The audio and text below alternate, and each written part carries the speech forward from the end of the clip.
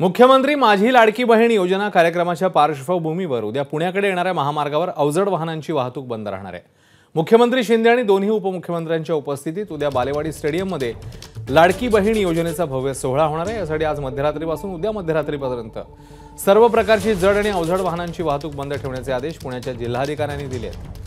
पुणे सोलापूर, पुणे सातारा, पुणे नगर, पुणे नाशिक, जुना पुणे मुंबई हायवे आणि पुणे मुंबई द्रुतगती महामार्गावरची सर्व प्रकारची जड अवजड वाहनांची वाहतूक ही बंद राहणार आहे।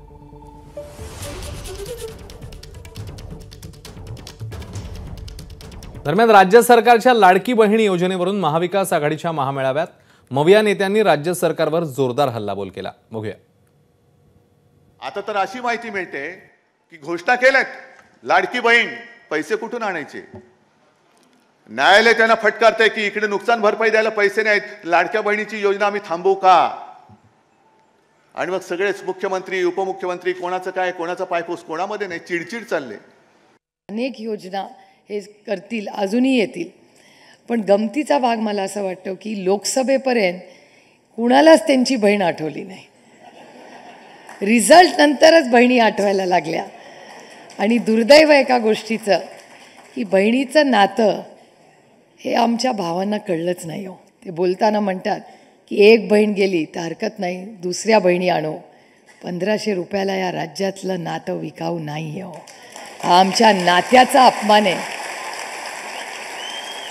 निरागस असणारं बहीण भावाचं जे प्रेम असतं त्याला किंमत लावायचं पाप या महाराष्ट्राच्या सरकारने केलेलं आहे। लाडकी बहीण आहे ना, यासारखं ढोंग महाराष्ट्राच्या कुठल्या योजनेत झालं नसेल आतापर्यंत।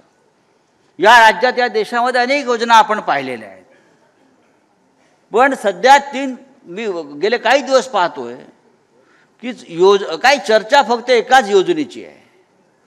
कारण सरकारी पैशानं मतं विकत घेण्याची योजना आहे। आणि मगाशी सांगितलं की नाती अशी सरकारी पैशाने विकत घेता येणार नाहीत। एबीपी माझा, उघडा डोळे बघा नीट।